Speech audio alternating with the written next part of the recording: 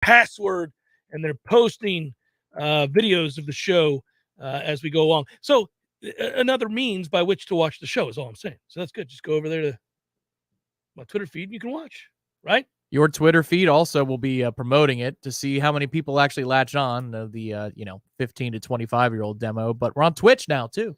We are? Yeah, that happened the other day. Do we have to do anything crazy to be on Twitch? No, we don't have to Twitch or anything like that. No, I know, but I mean, isn't that for like gamers? It is, but there's also a wing of podcasting and sports shows that are on there. So I was approached about doing one, Tom. I'm glad we're on there. I was approached by a guy neither of us respect at all. Oh, okay. And he asked me to. I feel like your list is longer in that regard than. That's true. Oh, at least broadcasters, because there's so many bad ones. Yeah. Scotches and beers and musicians. Yeah. Oh, yeah. I know I can be elitist about a lot of things. But in particular, broadcasters. It's my chosen profession, you know. But I'll tell you this. This particular individual, you know, he fell into the game, but he's not good at what he does.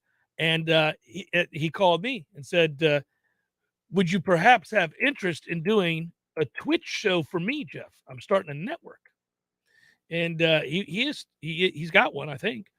And I said, well, okay, I want this much money. And I tried to price myself in a way that he could not hire me. And it worked. It worked. He was like, oh, well, no, we're not doing that. I was like, okay, well, have a good one. And I couldn't have known that, a year and a half later, Tom, Twitch would be all the rage. Did I miss out by pricing myself out of the Twitch game? No, because now I'm on Twitch. No, well, there you go. There you go. That's how it works. Yeah, we didn't promote it the last couple of days, and we're not going to until really fall practice or spring practice starts. That is, but we'll see. You know, another thing. Now that I'm on Twitch, golly, we're going all in, huh? I'm supposed to get on the message boards too, I was told, but I haven't done that. I don't know. How does one ease their way onto a message board? Ease their way well in? You know, I have you could create a burner account. That would be fun. I could call it Jeff Cameron's burner account. That'd be the name. And it's actually you. It's actually me. Boy, I love this show. Every day you can post it in the links thread at 1 o'clock. I love this show. It's awesome. In fact, there it is. That's what I'm going to do. My new handle on warchant.com, on the message boards, on the tribal council. I'll be Jeff Cameron's burner account. And then at 1 o'clock every day, I love this show. And that'll be the only time I interact. But no, I'm supposed to start doing that. So soon enough, coming to a message board near you. That's what's going to happen. You could just do like a Reddit AMA. You know? Could. On the message board? Yeah. Sure. Well, because you'll give, one-word answers with punctuation and everything. You'll be like, no. I think we're pretty much an open book on this show, so I don't know how many questions there'd be. I've admitted to crimes. I mean, what am I? What are we going to do here? You know? You could do your power rankings there. You could release power rankings on like albums you're feeling right now, or scotches in the cabinet, or I could dinners on your own home menu. Should I do that on the tribal council? Sure. Shouldn't that be on the general? Do we have it? There's like 74 forums. Is there? Yeah. So I wasn't told which ones I had to interact on. Is there a snobby board where I can go be snobby with my snobby friends? Well, you could say that's the TC in some circumstances. Yeah. So, yeah. I want to go. You go on the recruiting board and just start that kind of talk. They'll what? I want to talk about these adult topics. I want to hear about 17-year-olds. I'm going to go to the recruiting board and make stuff up and make it really difficult for the moderators on the board. Great. I'm going to get on there and be like, I heard we signed, and I'll pick the number one recruit for 2023. Caleb Williams doesn't like USC. He's on his way. He's called Mike. We've recruited over Jordan Travis with Caleb Williams. He'll be here in an hour. Mark it down, Jeff Cameron. Bob Stoops is our new offensive coordinator. We did a video yesterday on warchant.com. I think it's up now. It's live. Up now. Went out this morning. Went live, as the kids say. This morning, right there on Warchant. You can watch it. You can read about it. You can do all those things. Interact with it. Celebrate it. Hold it on high. Pass it along. It is us talking about quarterback. And I knew what was going to happen. We tend to agree more than we don't on that situation.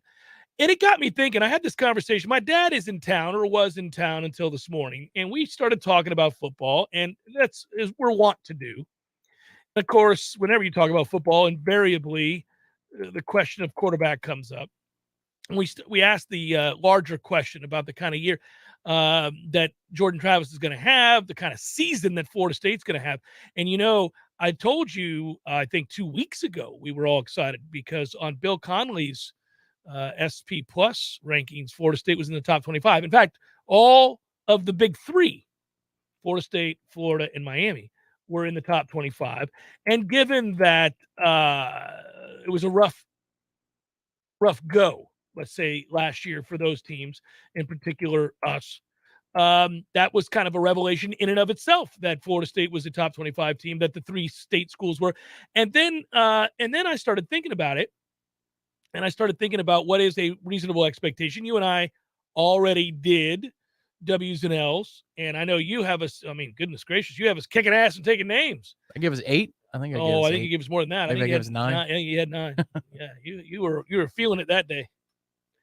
So, as illustrated by our kind of flippant nature when we sit around and do the W's and L's, I'm sure that'll change 2 and 3 times before we do the one in August, which this year is the month that the season opens with little Duquesne action on August 27th. But you can say that now that, on August 1st, there is football this month. And it's not just, Hawaii and San Diego State kicking out, on the island. It's us. I don't know why I forgot. And the very reason we did W's and L's was because it was released. I forgot that I could go over to the warchant.com football schedule page and click on it and see times, and in some cases dates, and in all cases dates, but sometimes times for these games. Like the spring game is 5:00. It's on the ACC network, April the 9th. Hopefully this year they cut to it in time for kickoff. Last year they were finishing up a lacrosse game. Well, we know how this network runs. It is lacrosse centric. It is that, and then probably soccer and volleyball. Very important to the ACC. Yeah, if I'm a lacrosse coach on the East Coast of this country, there's no other show I'm watching in the mornings than the ACC Network's morning show. So I'm going back over it. Duquesne, LSU, bye week, Louisville. We go Sunday, Friday, by the way. Not within the same week, but we go Sunday, Friday.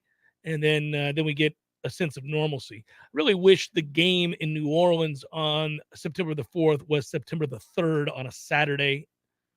We feel a little bit better about hanging out in New Orleans for that extra day. Something about carrying that over onto a Monday scares me. I know how loose we can get and how we're going to be dreading the drive back. Unless we're just celebrating massive amounts of cash, infusions of cash, hanging out at Harrah's. Well, yes, and you know what? You can sports gamble now in New Orleans. I looked that up this week. That changed late last year and was adopted in some casinos late last year and early this 2022. But now you don't even need Biloxi anymore. So if we go to New Orleans, we can go to a sports book. We can do all of our preseason bets, all of our futures.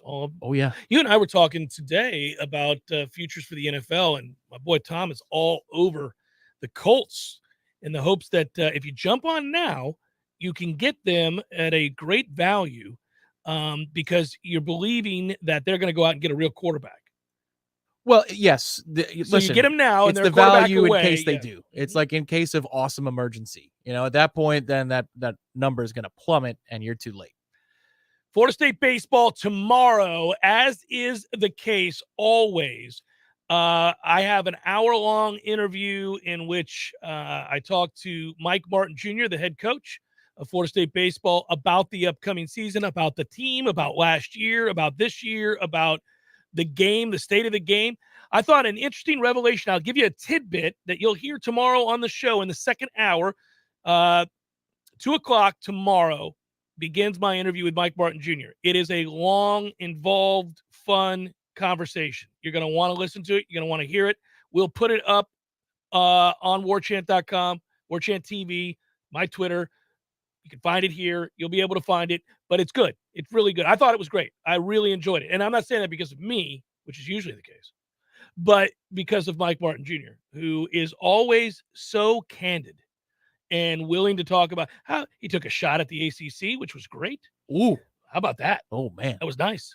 I loved it. It was quality too. Oh yeah, it always is. But he's not afraid. A lot of things. I congratulated him on getting TCU and Cal come play some baseball here. We need to do that. We need to up the ante with the baseball schedule. It ought to be. I want year in and year out. It's the opposite of football. I want year in and year out for Florida State baseball to play the most difficult schedule in college baseball. If it were possible, that's what I would arrange. Because it doesn't really matter if you hover around 500 as long as you make the postseason. And if you make the postseason in baseball, you're playing a series, you're playing a regional. You want to be tested. You want to know what your guys are. You want to know who's got it when they have to have it. When it's 3-3 in the sixth, and this is an important game, I want to know how guys respond in big moments against quality competition, not BS teams that we play midweek, and everybody does it. It's not just us. I understand how it works. You can't play somebody great every week, but where you can fill in the holes in the schedule with real power teams, you should. If you can get weekend series out of conference against quality teams, you need to do that. And so kudos, TCU, Cal coming, two really good programs. TCU is really good. That'll be fun. I'm really looking forward to it. Hell, this weekend, tomorrow, they got one of the better players in the country, does James Madison, coming in here. So that's not a nothing series to start the year. I'm looking forward to it. That interview runs tomorrow. But I did think that it was pretty interesting. One little nugget here that I'll give away. He thinks Major League Baseball is going to ban the shift. And we talked about that. I've been wondering about that. You've been positing that for some time. Well, you thought there's a lot of hope in there too. Yeah, I was going to say, you were hoping that it would happen so that we see more action, more balls put in play that find a home other than a glove. Yeah, so what, you roll one over. Sometimes that can be a base hit. That's the baseball I grew up watching, and I prefer it that way because it's just so damn boring. Well, I don't think it is boring, but I hear you. It got that way. I thought the changes they made in baseball last year, enforcing the sticky rule, whatever you want to call it, made a difference. Balls got put in play. There was action, a lot more action. Scoring went up, batting averages went up, ERAs went up. It wasn't a game where you watched for an hour and nobody did anything. The ball was put in play pretty much in the second half of the season. But let's just say that basketball turned into a sport in which, coaching staffs finally devised this thing called the zone. It had never existed before, right? And then they have the zone. And so now the paint's out of commission, and it's just everybody shooting threes all day. Mm-hmm. Like, I feel like that's what's happened to baseball. And I agree with you that the sticky stuff and legislating that within baseball's confines, I hope they keep doing it with the random checks. I mean, it's awkward looking that an umpire walks up to a pitcher and they have to look underneath their belt and stuff like that. That's weird. It is. But if it helps with action, then so be it. But I feel like that's akin to the NBA example. That's akin to what we saw in baseball. It's just you don't want analytics and evolution to take away from entertainment value, because this is also an entertainment business. Mm. And if the ball's not put in play and your next generation coming needs to be, either entangled in live gambling or action of the ball being put in play first to third, hit and runs, whatever it is, and you're doing less of it, you're not in a position to succeed. And I'm a guy who's on the fence between the generations, and I still see a difference, and it sucks. It's like watching FSU baseball last year with all the strikeouts. Not going to be the case this year. They flipped that lineup over. They're going to have a lot more in the way of balls put in play. They're really going to be able to pitch. We know that already, but he thinks bat to ball is going to happen more frequently. Hard hit balls as well. So that was exciting to hear. And listen, I always get excited this time of year. That was a lackluster season a season ago. Not good. And I appreciate his willingness to talk about that. It just sounds like, we're not giving the whole thing away because you guys get into a ton of topics. We do. But it sounds like, and this is not breaking news to people who follow the program closely, that picking up the baseball in the infield might be a little bit of a journey because they need to be multiple there, to use a football term. So the game is trending this way, and I do like that they have embraced that. So first of all, we saw in the chat here, who was it that noted, I think it was Briley, noted that, ban the shift because professional hitters can't learn to hit opposite field. It says it with a question mark, right? So he said basically that he thinks hitters are starting to come around to that the game dictated that you start to learn how to do that. Guys weren't doing it, but they were paid by the home run in Major League Baseball. So they said, screw it. We don't care to do it as much. Whereas in college baseball, that's not the case. So in college baseball, there will be shifting this year. Florida State will be amongst the teams that does it. He's a big believer in all of that, but he does think in time that is going to get outlawed. But he wants his players to be versatile enough to hit the other way, to hit all fields and do those things. And he wants interchangeable infielders, which is you got to be able to play short, third, second, first, all of it. Well, to answer the question, though, I don't professional hitters have the best eye-hand coordination in the world. They can hit opposite field if they want to. It's not that they're incapable of doing so. It's just that they're paid not to, and they're paid not to. Yeah. A team would rather have 235 and 28 bombs versus 285 and 12. 15, yeah. Mm-hmm. So if that's the way the market's going, then so be it. That's the way I'm going to play as a hitter to play to pull. I think I was ahead of my time, Tom. I got into a fierce argument years ago at AJ's with a friend of mine in mid-'90s, and we were talking about American League Baseball, and I said, I can't remember which hitter I was talking about. It wasn't Frank Thomas, but it was somebody who hit a ton of home runs, and at the time, his batting average was really low. Like a Dave Kingman type. Yeah, Adam Dunn, somebody like that. And Rob Deere, for those of you that go way back. And I said, I don't care if he hits 206. If I'm hiring or signing to contract a DH, just explicitly a DH, I want him to hit 40 home runs and drive in 100. And I don't really care if he hits for average at all. I'm just going to tell him to swing away. And if he runs into one and 1 for 4 and hits a home run, great. That's all I need out of you. There are other guys that I want setting the table, put the ball in play more, all of that. But a DH isn't one of them. Adam Dunn is the king of the 3 true outcomes because his on-base percentage was high. He struck out 1 million times, and he hit a lot of home runs. Yeah. Nick Johnson was like that, too, briefly before he got hurt. Yeah, it's going to be a lot of fun this year. I think this team's a lot better. Long story short, that interview tomorrow, I think you'll enjoy it. It'll be on at 2 o'clock when we do the JCS. Jeff Cameron Show, 93.3 Real Talk Radio, Warchant TV. Hi, I'm Jeff, founder of Which Superior Sandwiches, and I'm here to tell you about our signature witch, the Wicked. Why call it the Wicked? Some say it's wicked tasty, some say it's wicked large. One thing's for sure, with oven-roasted turkey, ham, pepperoni, roast beef, and bacon, as well as your choice of 3 cheeses, it definitely takes you from wicked hungry to wicked happy in just a few wicked good bites, only at Which Superior Sandwiches. On Wednesday, the Wicked is just $5. 5 meats, 3 cheeses, $5. Were you sold a lifetime of dream vacations only to get stuck in a timeshare with a lifetime of rising fees, point scams, and lies? I was completely taken advantage of. They stole from us. They were thieves. Chuck McDowell, CEO of Wesley Financial Group, has been fighting and winning battles with timeshare companies for over a decade, canceling over 16,000 timeshares, resulting in $257 million of timeshare debt eliminated. I believe that it's my job and my duty to help people out of their timeshare if they've been lied to and they've been done wrong. If it wasn't for Wesley, I would be broke. Wesley Financial Group has thousands of verified reviews, averaging 4.9 and 5 stars for a reason. They get results. I guarantee if we take you as a client, we will cancel your timeshare or you'll pay nothing. For your free consultation and information kit, call now. 800-969-5511. 800-969-5511. That's 800-969-5511. Hi, Taco. Hey, champ. How you doing? Pull up a pillow. Haven't seen you in a couple of days. Hey, something's different about you. That's right. My people took me to Tally Spay, the affordable spay and neuter clinic on West Tennessee. Tally Spay? Isn't that the place where they... Yeah, they're a low-cost, high-volume spay-neuter clinic. So you're saying you've had some work done? I did. You'd think I'd be depressed, but truth is, I don't even miss them. All I know is my family is much happier now that I've been altered. My people even brought Mr. Jingles to Tally Spay. Tally Spay, a low-cost, high-volume spay-neuter clinic open to the public, serving Tallahassee and the surrounding areas. How you feeling, Mr. Jingles? Ugh, you're right, he is a lot nicer. Go to tallyspay.com. That's tallyspay.com.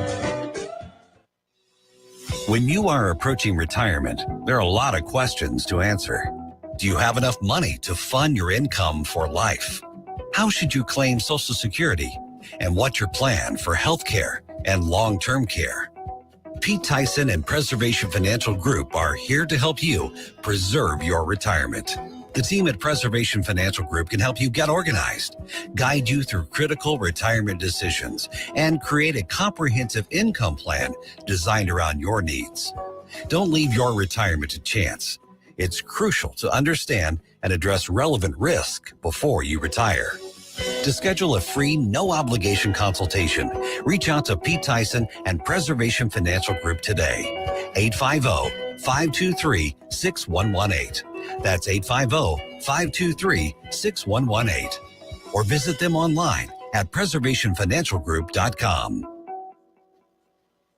We all want more energy, more strength, more results. Well, welcome to Orange Theory Fitness as you take a step towards feeling more alive today. Backed by science, Orange Theory's heart rate monitored workout is scientifically designed to keep heart rates in a target zone, spiking metabolism and increasing energy. Orange Theory Fitness is a one-of-a-kind group personal training workout resulting in more energy, visible toning, and extra calorie burn for up to 36 hours. Experience a more vibrant life today with Orange Theory Fitness. To find out more, go to orangetheoryfitness.com.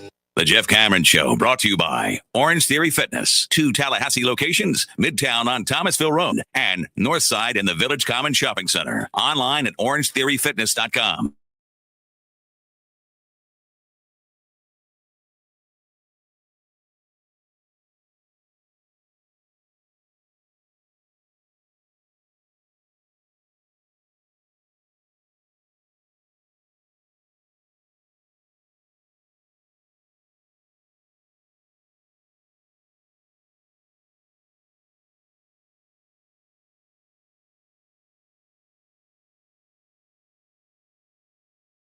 Sad piece of news to pass along if we can get confirmation, and I will if we do. But right now, it's internet rumors. Not saying that anybody's trying to go out of their way to make anything terrible up like this, but hearing the passing of a former Florida State football player, and we're looking to see if that's accurate or not. And I'm sure we'll know before the end of the show. So if that happens, I'll address it and pass along some memories of this particular player because I remember him well. Arizona State's quarterback, Jayden Daniels, has said, I'm entering the transfer portal, everybody. Good job, buddy. I didn't think you'd get there. Well, sometimes it doesn't fit in the context of our conversation. That rule about every time, I think I would have been smacked by somebody if we did that. So this felt appropriate. Yeah, there it is. I like that we know that it annoys somebody. They said so. They told us in the chat one time, and I love that we know that now. But these days we use that term, 6 times a show. That's pretty good. Yeah. 6 times a show. So, that would really. Yeah, that would be a lot. Else. That'd be a lot. But then you could just turn around and play That's Not What You Do over and over again. We haven't played that soundbite here in a long time. Yeah. We used to play it a lot. A few times. Yeah. Certainly in football season when we were talking about offense. Damn it, man. So Jayden Daniels entering the NCAA transfer portal, according to a Sun Devil source.com.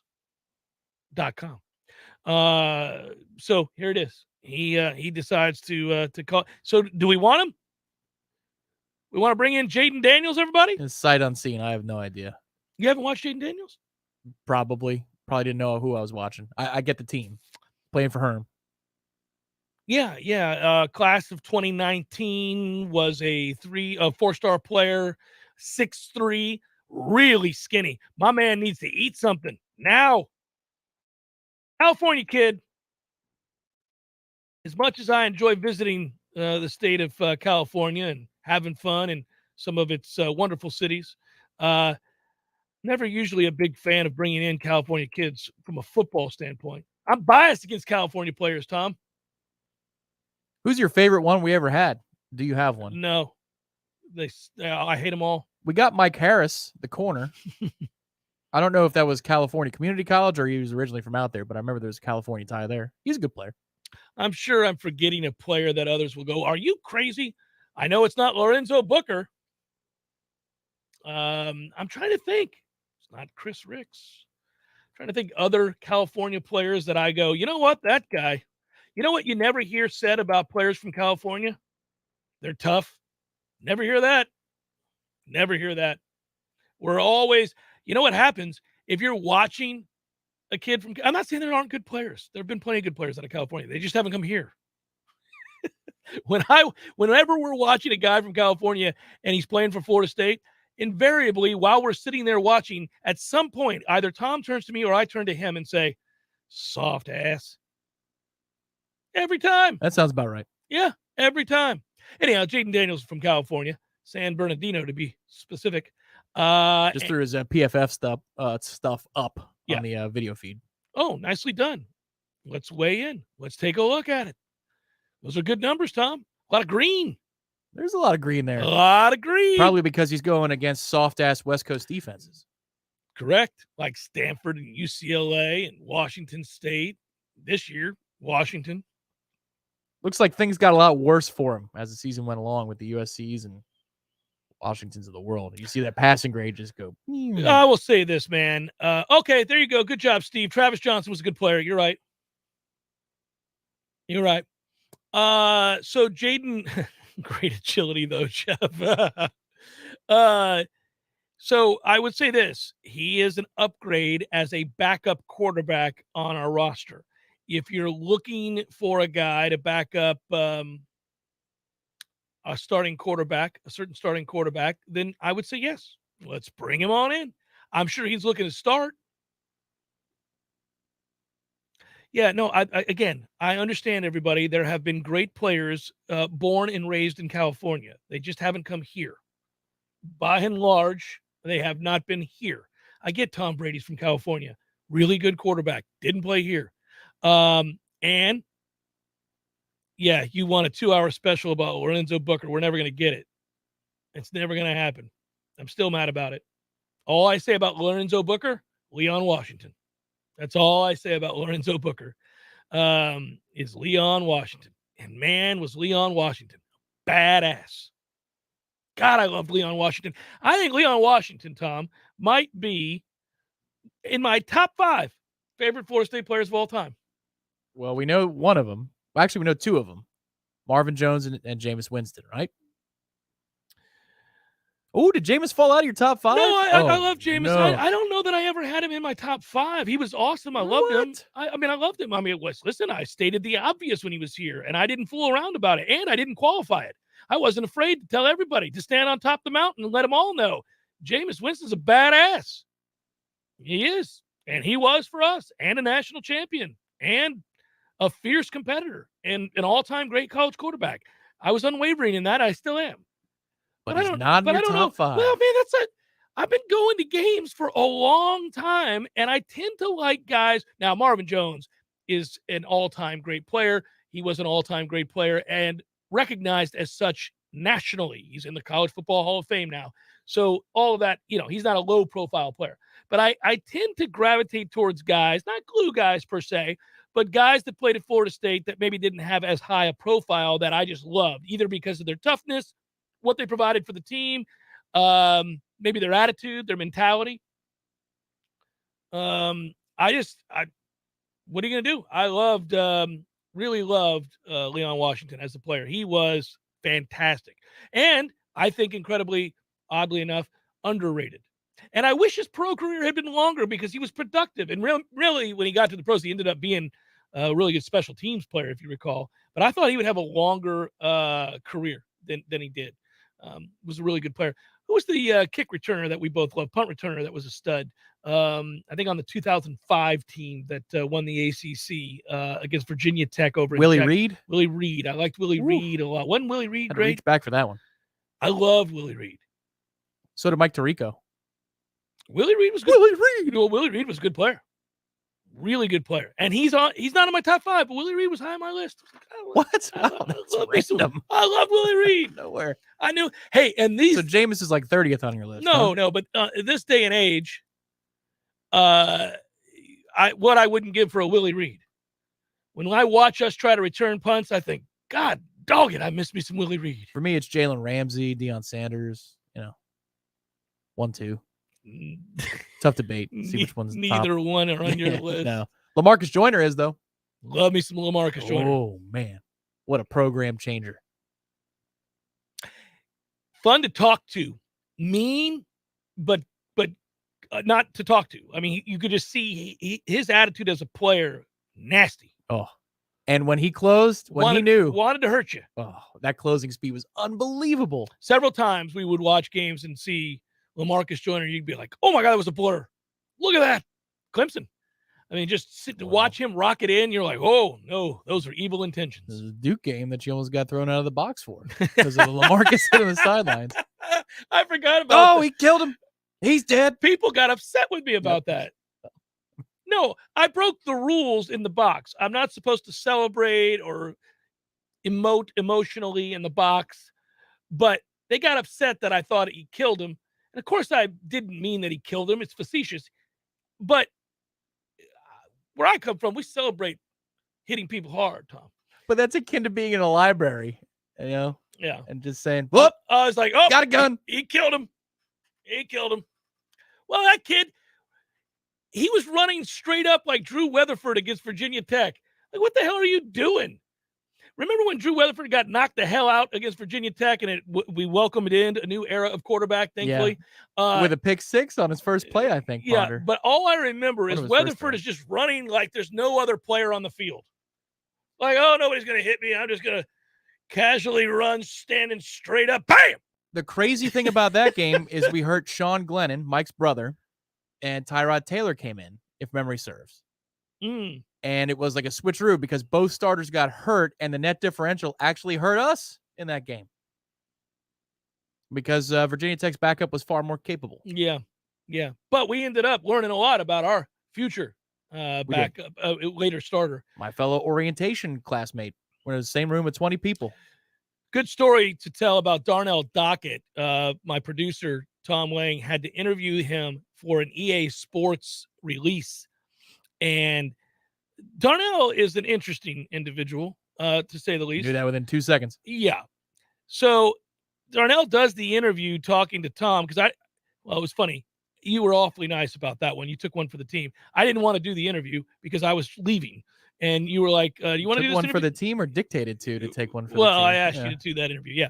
So EA Sports wanted to promote this. They were going to send out games, and Darnell Dockett was a part of that. And they wanted us to interview him. And I said, Tom, interview Darnell Dockett. I'm leaving. And he said, all right. So he did. Where are we going to post this? Post it to the website. Yeah, post Great. it to the, okay. 50 clicks. Yep. So you did. And my favorite part about that was you called me later to tell me that he did the entire interview while driving on the highway with his windows down. Yeah. Darnell, how you doing today? I'm effing great. Oh, it's so GD hot in here. I got to roll my windows down. Yeah, that was crazy. So, Darnell, what do you think of? Like, all right, well, this is gonna be the longest 8 minutes in radio history. Well, you just had to go through the motions. And he's like, hey, by the way, can you tell them to give me a game? How am I going to be doing this interview and they don't give me a free game? What's up with that? They told me to call you. You wanted to say, I don't work for EA, my man. Nor do I make millions of dollars a year. You could buy a game, Darnell. You could buy You got the cash. You could buy the EB store. You're not strapped. Jeff Cameron Show, 93.3 Real Talk Radio, Warchant TV. Your local news now. Tallahassee commissioners voted to amend the noise ordinance at its Wednesday meeting, aiming to crack down on parking lot parties and crime. This new ordinance now allows a police officer to respond to noise complaints. The police department does not need to use a decibel reader to determine compliance. Instead, if the noise is audible enough to catch the attention of law enforcement, officers can shut it down. The main focus is on the urban core or entertainment district, where the majority of the loud parking lot parties occur. An officer can issue a citation if TPD has responded to similar calls in the same place within 6 months. The price can change from $250 to $500, depending on the frequency. Tallahassee's first virtual reality arcade, New World Rides, will be opening on Friday. There's a first-of-its-kind VR ride. The Roto Loco can rotate riders 360 degrees as they fly through an asteroid and mine it for artifacts, and even some games for a few friends to enjoy with you. Hours are Friday, noon to 6, Saturday, 11 to 6, and Sunday from noon to 5. This is Rachel Ncaa with your Real Talk 93.3 local news update, brought to you by Macklemore Systems, Tallahassee's go-to Mac store. Check them out online at MacklemoreSystems.com. This is meteorologist Paul Trombley with your Real Talk 93.3 weather update. A mix of clouds and sun this afternoon with daytime highs approaching 77. Southerly winds 10 to 20 miles per hour. Scattered thunderstorms likely. Tonight, lows dip down to about 65. Cloudy skies expected. Scattered thunderstorms likely. Tomorrow, highs level off around 73. Sunshine mixed with clouds at times. This report is brought to you by the Lawn Johns. For all your landscaping and lawn care needs, visit thelawnjohns.com. Right now, 75. Hi, I'm Andy Cohen with Florida Farm Bureau Insurance. When I was a law enforcement officer, I devoted my life to a career of service and protection. And as an agent with Florida Farm Bureau, I'm continuing that promise. Farm Bureau Insurance has been protecting what matters most for over 75 years. Your home, your auto, your family, your life. Who's protecting you? Give me a call, 850-671-FARM. That's 671-FARM. At Florida Farm Bureau Insurance, helping you is what we do best.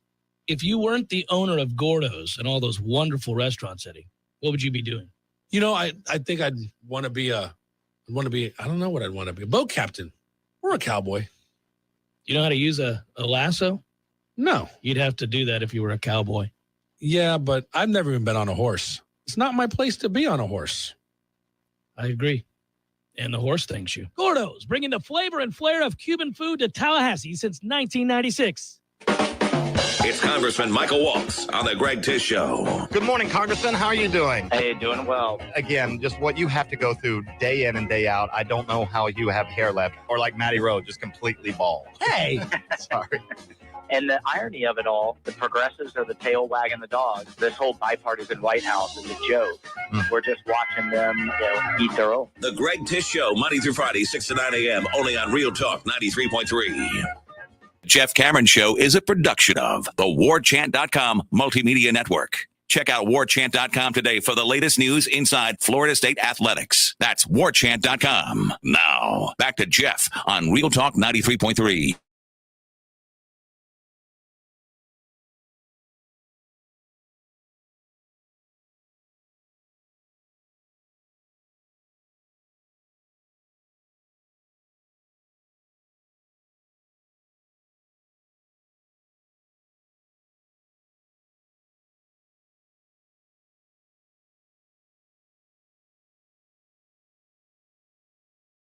Carolina, all of a sudden our loss to them, which was ugly, terribly ugly at the time, it's not as ugly anymore. They've won 3 straight. What's going on? A little rematch in the ACC championship game in Brooklyn. A magical week in Brooklyn. We go. It'll be the capper. Pitt walked into the Dean Dome and dismantled North Carolina. Had a 21-point lead in that game midway through the second half. Tom, I live bet that game. Oh, pounced on it, did you? Mm-hmm. I could see where that was headed. It was trending in that direction. Carolina was listless. Didn't show up at all. We're going through the motions. Kind of looked like us the other night. Not the other night. We beat Clemson, but prior to that.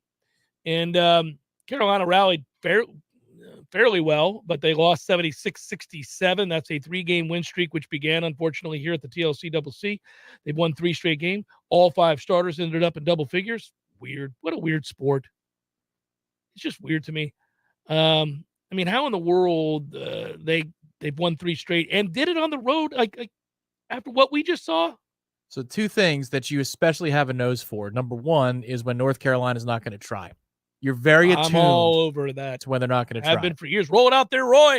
I miss you dearly, but it's good to see the tradition continues. That is the first mention of roll it out there, Roy, on this program on these airwaves. That's important that we got that out of the way. Roll it out there, Roy retired on me, and I really wish Roll It Out There had stuck around. But he is in a way. Yesterday's effort says that there's a legacy. Right? Yeah. There's a legacy to what he's doing. The other thing that you've got to nose for, it's going to be very important in September, is road games at Louisville for our football team. Yeah, I can tell you what's going to happen. Yep. I can tell you. I'll know that week. I'll get a feel. I'll be at practice, and I'll just turn to you and be like, we're going to beat that ass this week, boys. Or, uh-oh. Oh, man. Yeah. Please don't be That's a big game. Feels like the Wake game from last year. It's a really big game. I had a dream last night that I was tempted not to reveal on the airwaves, not for anything salacious. I wish I had that dream. But this dream was a dream that we went 10-2 and had a good shot at 11-1. And I was standing on the sideline of a bowl game that we were playing in, but it was nondescript. And oddly, I was angry about it because the angle I had, so I was being petulant. The angle I had was terrible, even though I was on the sideline for a 10-2 Florida State football team in a bowl game. Oh my God, you're at Yankee Stadium. And I woke up and I thought to myself, you know how you have cobwebs sometimes and you wake up, and my dad was in town. We ended up sitting there talking all night long. This is what we do. It ends up in this. I'm asking him about his time in the Army. The next thing you know, it's 3:00 in the morning, and he's regaling me with these interesting stories. And I'm like, yeah, it happens. No, we didn't get crazy. We're just, we had a few drinks, but nothing nuts. But we're just talking, having this lengthy conversation. And it occurred to me that one of the things I need to do on the Bellying Up podcast is do a Bellying Up podcast. But secondly, I thought to myself, this is what I need to do. I need to give my dad a glass of wine and then just secretly record us talking for hours on end about his fairly interesting life and just have him talking about sports, everything else. We can edit it later and produce it. Just have it out there. Because I finally had to say to him, it's almost 3:00 in the morning. I've got to get up in 3 hours. We need to go to bed. But of course, he's like, we can stay up. I'm like, you're retired. You don't have anything to do. I got stuff to do. I'm very disappointed that he didn't stick around for baseball this weekend when he was offered the opportunity to do so. Yes, he was. Very disappointed. Yeah, he let me down. Could have been at the Oaks tomorrow. Hanging out for opening day of baseball. Ouch. Absolutely, he could have been. But the point is, when I woke up this morning on very little sleep to get the kids ready for school and to get their lunch made, which I need to do a better job. I need to make that the night before. Anyhow, so especially if it gets to 1 in the morning, say, "Hey, Dad, give me 5 minutes. I'm gonna make some lunch. Actually, you know what? Help me. Yeah, let's do some generational sandwich making. Here we go. It's time to make some sandwiches. I do take great pride in the mixture of the various condiments that you put on said sandwiches, depending on what it is. You can't put the same condiments on tuna that you would on, say, turkey. Or certainly you don't put any condiments really on a peanut butter and jelly sandwich. It's just peanut butter and jelly. So a little mustard. Watch this. He'll never know. I'll put it right in the middle. That way he can't see it. It'll look like peanut butter and jelly. He'll take the bite, go, what the hell? And then secretly I'll be giggling, knowing what time he's eating lunch. So that sounds fun. You should do that. I should do it. But no. So what the oddity was when I woke up and I shook the cobwebs, I was certain Florida State had gone 10-2. And as I was going through it in my mind, I remember thinking, how awesome is it that we dodged the bullet of having to hire a new coach? Like, the main thing I took from the 10-2 season was that the sense of relief. And that actually does apply, even though that was a dream. I don't want to start over. Mike, if you can hear me, get it together, man. I don't need you screwing this up. I don't want to start over. The program doesn't have time to start over. Let's go. Well, wait a second. I understand what you're going for here, but to screw it up, it was already screwed up. So he's got to fix it faster. No. That's what he needs to do. He needs to fix it faster. Let's get on with the getting, as I like to say. Let's go. Now, I'm not mad at him. This isn't coming from a place of anger. I feel like, he had a couple of moments that aren't flattering. But for the most part, I think he's done a pretty good job given the circumstances. Because those are real things. Those are real factors. You can't just dismiss them and say win more. That's just dumb. That's what fans do, and it's stupid. But I honestly, I do know that this is the pivotal year for him as it pertains to his time and future here. I'm not saying he gets fired next year. He won't. Short of going 4-8, he's not going to get fired. But he might as well be if they go 7-5 or 6-6, because he's not going to have the momentum. We talk about this. He's not going to be able to win in recruiting and get to where he needs to get the following year. So he'll be a dead man walking, and we'll be sitting around here just spinning our wheels, running on a treadmill to nowhere. Furious is what we'll be. Well, if we have that record, then I hope we can find a way to spin that, because it's going to be a very boring 4 months or 5 months, because you can't make it up at that point. There's no way to go 7-5 and have it be a good year. There's no, I guess if you're riddled with injury, maybe, something like that. We never know how the season. Jordan Travis gets hurt. He's out for a month. Then it's the AJ Duffy show. Here comes Jayden Daniels. No. Woohoo! Let's go. No, but so I did. I felt a real sense of relief because Florida State went 10-2. And I thought, okay, well, here we go.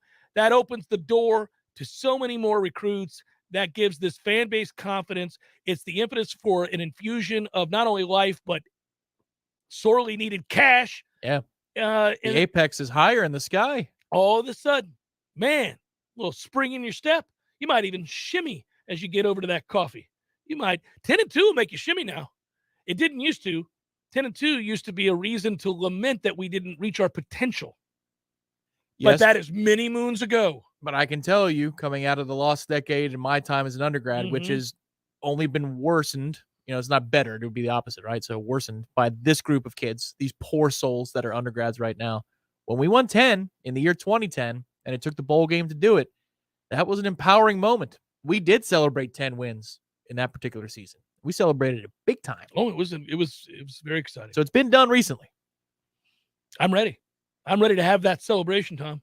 I'd like to invite everybody over. Remember at the old place when we were doing radio at the old place, the AM dial? All Saints District. Oh, okay. All right. So when we were there, I remember at one point I was encouraging everybody to come out for a not a block party per se, but a deck party. We were going to have like a big deck party. Remember that? Yeah. Yeah. I think that was the sturdiest part of that actual house was that deck. And I miss the carpenter bees that I used to talk to. Where did they go?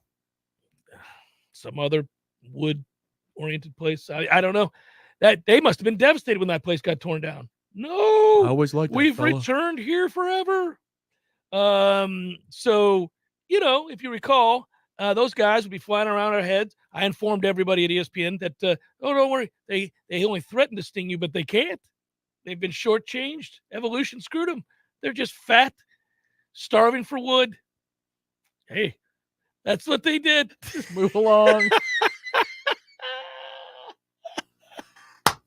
So my thing was we were going to have that deck party on behalf of a 10-win team. We were going to celebrate that. So maybe right here on the air right now, we'll commit to something. If they win 10 games, Tom, let's have a party somewhere. Let's have all the listeners, all the fine folks on Warchant.com, Warchant TV, 93.3. Everybody, come on. Let's have a big party together if they win 10 games. Where are we going? What are we doing? Wherever it is, it's 10 beers for $10. You want to go to Universal? You can all meet at Universal, have a big party. I've never been. That's why I'm saying that. You're trying to take the kids there on all the roller coasters? I'm trying to get a free trip. I've never been to Universal. You want it? You don't strike me as somebody who I need to go to a theme park guy.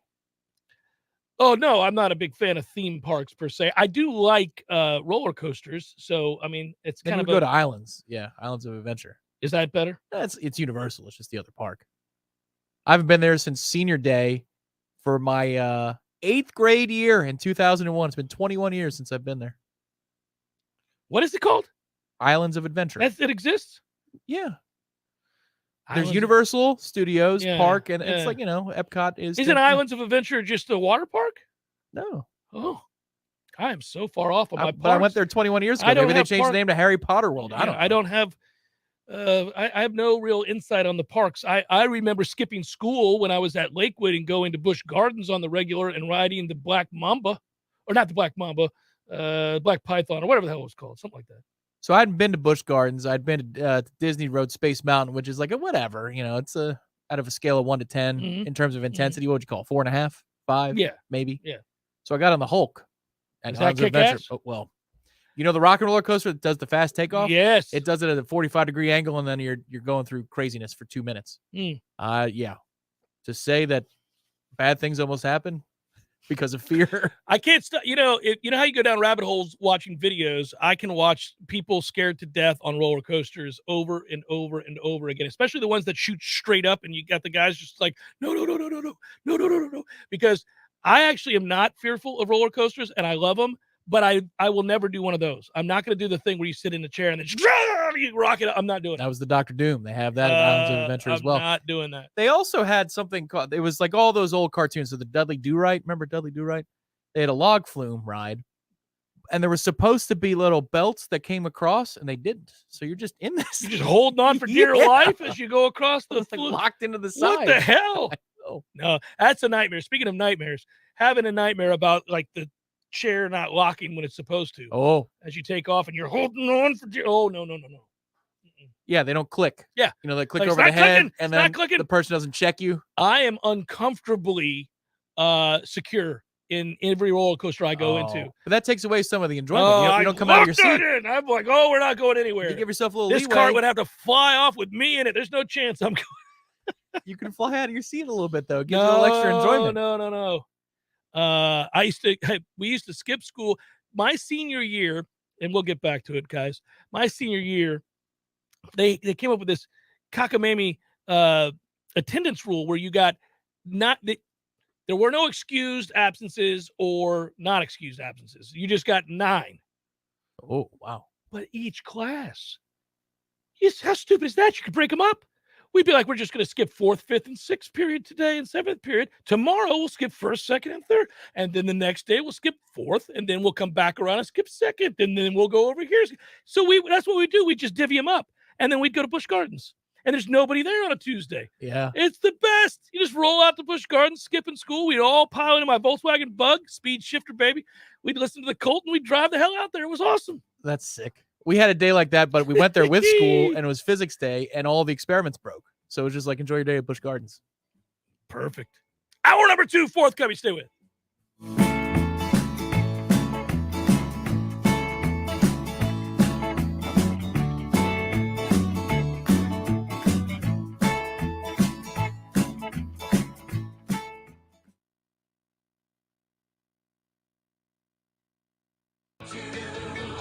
Tallahassee Car Care, and they're fixing my car when I want to. Hey, what are you doing? This is a Swain Pools and Spas commercial. I'm turning it into a Tallahassee Car Care commercial. But Swain Pools and Spas is a full-service shop offering sales, renovation, supplies, and more for years. And Tallahassee Car Care is a full-service shop offering brake and tire service, batteries, oil changes, and more for years. But people go to Swain Pools for quality and reliability. Nobody knows more about pools and spas, and Swain has new Caldera spas in stock right now. And people go to Tallahassee Car Care for their 5-star service at great prices, with most maintenance done by their certified technicians while you wait. You know what? Just look for the big Swain sign on West Tharp Street, because Swain Pools and Tallahassee Car Care are under the same roof. Online at swainpools.com. Online at tallahasseecarcare.com. Swain Pools and Spas. Our friends at ISF work hard to help their clients solve the future. ISF is an integrated IT and management consulting firm located right here in Tallahassee, serving clients all across the country. With the new year upon us, ISF reminds you to create a clear strategy, optimize your process, and modernize your technology to meet all your goals in 2022. For more information, visit ISF.com. That's ISF.com. ISF, solving the future.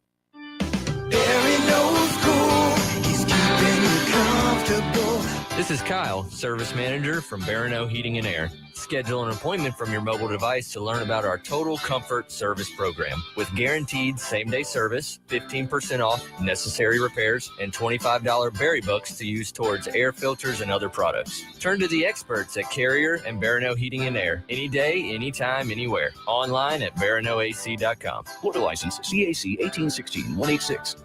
Highway 27 Grill and Barbecue just north of Havana have become your destination for the best food either side of the state line. But what if you want fresh seafood?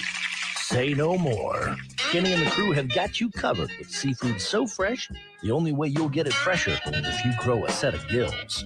Highway 27 Grill and Barbecue, 1 mile north of the last light in Havana. Highway 27 Grill and Barbecue, open 7 days a week. Get your fill at the grill.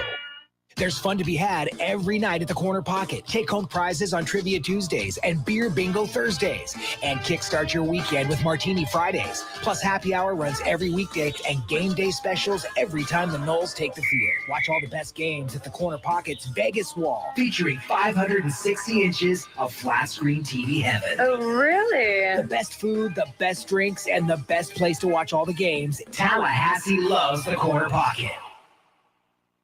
Coming up next, more of the Jeff Cameron Show. Live and local on Real Talk 93.3. WVFT, Greta, Tallahassee. News this hour from townhall.com. I'm Jason Walker. President Biden warning that Russia could still invade Ukraine within days. Meanwhile, military affair analyst, retired Marine Corps Lieutenant Colonel Robert McGinnis, tells the Salem Radio Network there's another sign that a Russian attack on Ukraine is imminent. The Deputy Ambassador of the U.S. to Moscow has been sent packing And this is the sort of escalatory type of issues that we would expect as things continue to ratchet up. More Americans applying for employment benefits last week. That follows 3 consecutive weeks of declines. Correspondent Jeremy House has more. The Labor Department reports jobless claims rose by 23,000 to 248,000 last week. Claims were revised up to 225,000 the previous week. The 4-week average for claims fell by 10,500 to 243,250. Fewer than 1.6 million Americans were collecting jobless aid during the week that ended February 5th.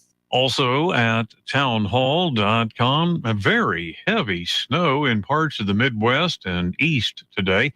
It's a different story, though, if you head south. National Weather Service meteorologist Andrew Orison says areas of the lower Mississippi Valley, the lower Ohio Valley, and Mid-South are expected to have some severe thunderstorms and perhaps maybe even more than that. Potentially a few tornadoes locally for some of these areas. Generally, the main threat for that will be parts of, let's say, central and western Tennessee, central and northern Mississippi, and northwest Alabama. That's kind of the corridor for the most significant threat of severe weather. And more on these stories at townhall.com. Hi, I'm cute kid number 1. And I'm cute kid number 2. And we have been forced, you mean hired? We have been hired to tell you what direct lender FOMO is. So let's say you buy a new home and maybe you use one of those big mortgage monsters. Or someone your realtor or friend recommends. And then a few months later, you hear us being forced, hired to tell you about our mortgage team's direct lender advantage. And then you feel like you missed out because you probably did miss out. And that is direct lender FOMO. It's Ryan, and our mortgage team is an arm of a bigger company who is a direct lender, which means our company gets to use its own money and make its own decisions within its own walls. There's no middleman. This often allows us to get you a better rate on that new home mortgage, saving you monthly and lifelong money. We are United Faith Mortgage. United Faith Mortgage is a DBA of United Mortgage Corp. 25 Melville Park Road, Melville, New York. Licensed mortgage banker. For all licensing information, go to NMLS-Consumer-Access.org. Corporate NMLS number 1335. Bracket NMLS number 65233. Equal housing lender. Licensed in Alaska, Hawaii, Georgia, Massachusetts, North Dakota, South Dakota, or Utah. Are you stumped on who to call for fast and affordable crane and tree service? Deep South Tree Service is a cut above the rest. They go out on a limb for their customers. With the largest crane in the Big Bend area. No job is too tall. No job is too small. Call Rob for a free quote today. 850-877-TREE. That's 877-8733. Deep South Tree Service. Our roots run deep. We all want more energy, more strength, more results. Well, welcome to Orange Theory Fitness as you take a step towards feeling more alive today. Backed by science, Orange Theory's heart rate monitored workout is scientifically designed to keep heart rates in a target zone, spiking metabolism and increasing energy. Orange Theory Fitness is a one-of-a-kind group personal training workout resulting in more energy, visible toning, and extra calorie burn for up to 36 hours. Experience more vibrant life today with Orange Theory Fitness. To find out more, go to orangetheoryfitness.com.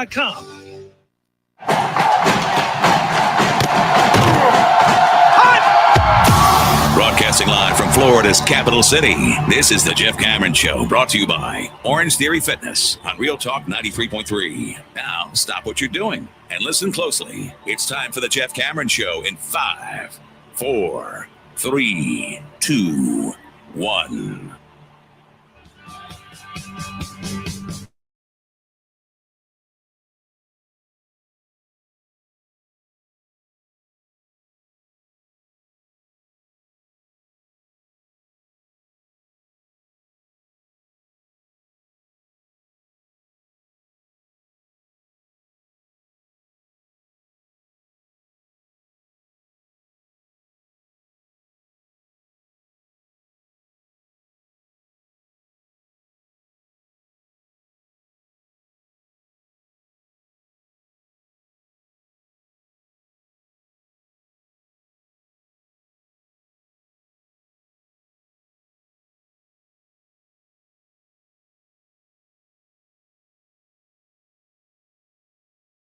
Here. All right. When you going? Maybe May. Okay. How much is it? If you go Alaskan Airlines out of Tampa, you can get a flight round trip for a singular person for pretty cheap, buddy. Less than $500. Whoa, that is cheap. Just you? That was the dream. That Then why a round trip if we're dreaming? I'm just going to be there, right? That's it. That's all, folks. And then he flew to Hawaii. We don't know. We've never said. That's it. There are rumors he grew out what remaining hair he had and got fat. Some saw him drinking with June Jones one day. Jordan Spieth, your leader early at the Genesis Invitational. There's my interest level. There you go. No, it's actually really, hey, Scotty Scheffler, Colin Morikawa, Sergio Garcia, Xander Schauffele, Justin Thomas, Cam Smith. Yeah, all right there. Gotta love the surge. Still every once in a while. Every once in a great while. You know, it's interesting. He'll be a candidate for that Saudi-backed tour, the Blood Money Tour, that has stirred up controversy as some players are interested in the alleged massive paychecks that they would receive if they were to jettison the PGA Tour. It's actually a really interesting story because of the sports washing, as it's known, not whitewashing, but sports washing that it's known. That's what they do with the blood money. Is they try to, hey, look over here. We're investing in sports. Everybody loves sports. Look at this. Yeah. But that said, you're noticing a trend, or at least I am. The older players who have no shot to add to their legacy in truth are intrigued by said blood money tour. So see Adam Scott yesterday mentioning that maybe he would be interested. And I'm like, I love that the next answer or question I should say posed to him was, some people would take issue with how the money was raised. What do you say to that, Adam? It was great. That you go from, well, you know, I'm really interested. Obviously, it's a lifestyle decision at this stage of my career. And now you got to answer a real question. So he dodged it, as one would if they were considering. My ancestors were kicked to this island because we were criminals anyway. What the hell do I care? That'd have been an excellent answer. He did a good job of saying, well, it's a very complicated issue, so I don't think we have time. So, okay. All right. It is a complicated issue. I'll agree with you there. Very complicated. It's also pretty straightforward. Yeah. But instead of 6 degrees of separation, it's maybe 1 or 2. Now, you can make a Michael Clayton-esque argument that there's sports washing that goes on in every country. You could. But that would be the 6 degrees, yeah, not the 1 to 2 degrees. Oh, man. Way to bring up Michael Clayton. One of my 5 favorite films ever. Great film. Bad football player for the Tampa Bay Buccaneers. Oh, well, outside of his rookie year. Yeah. He had one great good rookie year and then got really slow out of nowhere. You know, the day that we got Kelvin Benjamin, Jimbo said in the recruiting room that he'd be better than anybody ever coached, including Michael Clayton. And the best of Kelvin Benjamin was just that. But it was short-lived. That is because that was high praise. In the moment, Michael Clayton was just recently, decorated as an offensive freak. Yeah, the thing I would note is that it's so funny. We're hyper-focused right now on receivers at Florida State, and it seems high time that we get somebody to emerge not only to win some one-on-one battles this year to help us win games and help Jordan Travis take the next step and this offense to emerge and be more varied than it's been in the past, but also just because it's inexcusable that we're not gazing upon the NFL and seeing 5, 6, 7 wide receivers from Florida State in the league. Like, why don't we see? It's Florida State. Damn it, man. Used to be. Just get me some. We got to find it. Well, when was the period of time in history where there were 5 or 6 receivers from Florida State? No, it should always be that we're on the verge of that. Of like, okay, this guy's going to the league. This guy's going to the league. They don't have to go on to have great careers. It's a hard business, man. Hard to do. But there ought to be guys that you think are candidates. Year in and year out these days, we don't have a soul. Okay, so here's a fun question for you as it relates to the receivers. Are you more worried about, for the success of the offense, the receiver position or the tackle position? Which one do you think is I'm more in doubt? Well, listen, the upgrades needed at both positions are self-evident, but we have had nothing at wide receiver. Nothing. I think we have burgeoning candidates to be average on the offensive line at tackle. We hope we have somebody to be average at wide receiver. That's hence the reason you went out in the portal and got the guys that you did. And I do think that you instantly upgraded in terms of productivity. I mean, you got a guy who's done it, as we've talked about. But, man, it's got to happen. We've got to see that step forward. That has to happen. Yeah, but isn't it funny that we're at that place now? Like, quietly, we arrived there because, implied in my question was I'm leaving the interior of the offensive line alone because that certainly wouldn't be in the conversation. That's a deviation from where we've been the last handful of years. The only reason it's not is because we went out and got a center.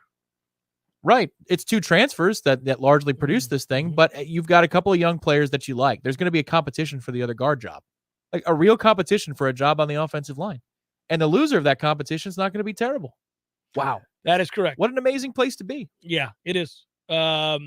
We mentioned it last hour. Somebody brought it up again, but Jayden Daniels did enter the transfer portal. California kid, played at Arizona State. Really, really slender kid, has to gain some weight with the quickness, but is a legitimate run threat and would be the kind of guy to back up Jordan Travis if you brought him in. Is he too big a threat for the starting job? Would they feel uneasy bringing him in because of the message that they believe it would be sending to Jordan Travis? Also, yeah, I think you can argue that's true. It would be.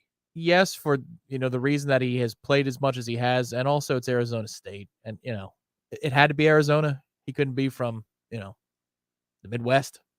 Considering this staff's ties to the state of Arizona, it just that would add to the optics of it because we dip into that state all the damn time. Yeah, so it'll be fascinating to see what he does. Obviously, he's been at Arizona State, and it was interesting to me that they were rumored to be going after, at the time, Spencer Rattler when he was transferring from Oklahoma. But Herm Edwards was said to have sat down with Jayden Daniels and then decided to eschew pursuit of Spencer Rattler because of the conversation they had. And now today we learned that Jayden Daniels is like, yeah, no, I'm out of here. That's pretty funny. It is. That program's in trouble too, right? Very much so. Isn't there supposed to be something coming down? Or is that just like you get a notice of allegations and nothing ever happens these days? It would appear that way. We don't see the NCAA come crashing down upon the heads of those that transgress. You don't see it often. It's the reason that I have been an advocate for cheating in the worst way, that I think we ought to go out of our way to cheat and cheat well and get back. I just want to expedite the process, Tom. That's all it is. I'd like to move it along. We have wallowed in purgatory long enough. It's time to matter again. I would like for there to be conversations that center around illegalities. I would like the people to say, I think Florida State's cheating. I mean, look at what's going on at Florida State. They went from sorry to very good very quickly. What is happening at Florida State? I want those kinds of conversations to happen, even if it's not true. I just want those conversations to occur. Right. So you want a headline like this: Dateline, August 23rd, 2021, from the ArizonaSports.com website. Herm Edwards shrugs off David Shaw's criticism of ASU recruiting scandal. Like, you'd be okay with a headline saying Mike Norvell shakes off whoever, Mario Cristobal's criticism of FSU recruiting scandal. Yes. I want to have to come on the air and say these allegations are ridiculous. These are unfounded and irresponsible. This is hearsay. I want to have that. I want to be able to say those words. This is hearsay. Unfounded. I don't know if it's true or not, but certainly these accusations came out of left field. I want to say things like that. We'll have to look into it. I know of no such activity. First of all, I don't know which one you're talking about, but if the one is immunizations, the other is there was a death in the family and a bequeathment. So I don't know what you're talking about. Yeah, I want to have weird, certainly a stretch type of conversations where we have to justify what is overwhelmingly unethical. I want to try to do that. I want to have to come in here and go, now listen, on the surface, this looks bad. I love saying things like that because you get to employ the JCS PR firm in moments like that. It also means we're dedicated. It means we're once again committed. So I want to come in and say, now, guys, this is a lot of unfounded stuff. I know to you guys, you read those reports, it doesn't look good. It's not a good look. Nobody's going to argue with that. But we've got to take some time to look into these allegations. We don't know what's true and what's not true. It would be irresponsible of me to delve into this as if they were true. Certainly on the surface, this would appear to be an outright scandal of magnanimous proportions. It is unbelievable to think. I just want to make up words and where words don't belong. Just say things like where I'm just stuttering my way. Tends to work. Yeah. Stuttering my way through things. That's what I want to do. We get you tens of millions of votes. That's true. Yeah. And I want to be able to do that. Just say whatever. Just say it. And then just double down on it. Triple down on it. I mean, now honestly, over and over again. Think about where we are and then just change the subject. Jim Tressel. Yeah. Right? I mean, in a world. Yeah. Book receipts Can and tattoos. you believe that and that's what this feels like, guys. Yeah. How much money would Jameis Winston have made from Publix? Right. I mean, come on. Giving him crab legs on a daily with the butter. I believe the process is with the butter. The hookup is legal. Got to have the butter. Can't forget the butter, Jameis. That was the most disappointing part of that story. Not that he had a hookup with a guy at the deli that was giving him crab legs, that he forgot the butter. How disappointed must he and his lady friend have been when he got home and he didn't have the butter? I can't go back. It's a tough one to go back on. I admit we do need butter, but you can get butter anywhere. How about his gait on that video, too? It was brazen. Because he had done it a million times before because he had a hookup. That's correct. But, I mean, just, there's no doubt whatsoever in that gait. That's the way you need to be. Got to have butter. I wish somebody, hint, Publix, would have a hookup for your boy on crab legs. I'd walk brazen, too. Hello, everybody. Time for me to pick up my crab legs on a Tuesday. Boy, is that good to see you, Tommy? Your fourth different Publix hat of the week on the show? What, Jeff? I believe that's called pale. I don't know what you're talking about, Tom. I just love Publix. In the era of the NIL, yeah, there's no such thing. Name, image, and likeness. All right, good to see everybody here to pick up my crab legs. So I've got the mint green, with the Kelly butter. green, the forest green hat. I'm hearing that there might be a new green hat coming this fall, too. Mm-hmm. If you think about it, over the years, the Publix P has evolved. Different colors. If they get their colors right. Yes, they do. It's Jeff Cameron, 93.3 Real Talk Radio and Warchant TV. Were you sold a lifetime of dream vacations only to get stuck in a timeshare with a lifetime of rising fees, point scams, and lies? I was completely taken advantage of. They stole from us. They were thieves. Chuck McDowell, CEO of Wesley Financial Group, has been fighting and winning battles with timeshare companies for over a decade, canceling over 16,000 timeshares, resulting in $257 million of timeshare debt eliminated. I believe that it's my job and my duty to help people out of their timeshare if they've been lied to and they've been done wrong. If it wasn't for Wesley, I would be broke. Wesley Financial Group has thousands of verified reviews, averaging 4.9 and 5 stars for a reason. They get results. I guarantee if we take you as a client, we will cancel your timeshare or you'll pay nothing. For your free consultation and information kit, call now. 800-969-5511. 800-969-5511. That's 800-969-5511. What's important when shopping at a gun store? Let's start with a friendly and knowledgeable staff.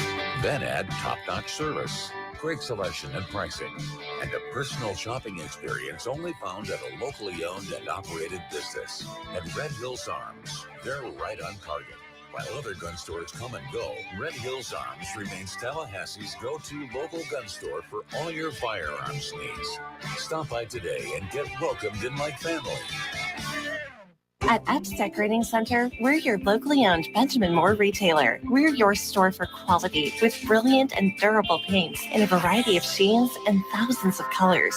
We're your store for service with one-on-one advice for contractors and homeowners. We're your local experts, and we're here to help with all your painting projects. Benjamin Moore, available at Epps Decorating Center with 2 locations in Tallahassee. Find a store near you and visit EppsDecorating.com. That's EppsDecorating.com.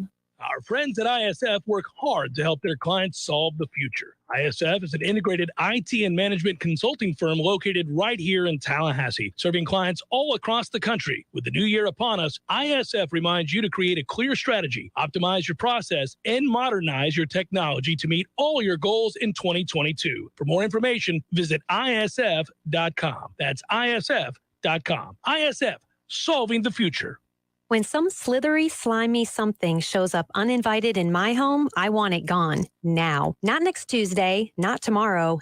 Today. Pretty sure I'm not sleeping knowing that thing is crawling around in my house. That's why I call Paul's Termite and Pest Control. Here in Tallahassee, Paul's guarantees same-day service if I call before 1. Ants, roaches, mice, wasps, fleas, whatever it is, Paul's responds with guaranteed same-day service. Pretty sure I've never heard that from any other pest company. Guess that's an advantage to being a locally owned and operated company like Paul's Termite and Pest Control. They're here and make things happen fast. We at Paul's know when you have some pest or rodent in your home, you want it out now. That's why in Tallahassee, we guarantee same-day service. You call us before 1, we'll be there before 5, guaranteed.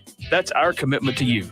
The health and protection of North Florida friends and neighbors is the reason we love our jobs. For the elimination of termites or any other pests. And a greener lawn, too. Call Paul's. We'll get them all. Learn more at callpauls.com. We all want more energy, more strength, more results. Well, welcome to Orange Theory Fitness as you take a step towards feeling more alive today. Backed by science, Orange Theory's heart rate monitored workout is scientifically designed to keep heart rates in a target zone, spiking metabolism and increasing energy. Orange Theory Fitness is a one-of-a-kind group personal training workout resulting in more energy, visible toning, and extra calorie burn for up to 36 hours. Experience more vibrant life today with Orange Theory Fitness. To find out more, go to orangetheoryfitness.com.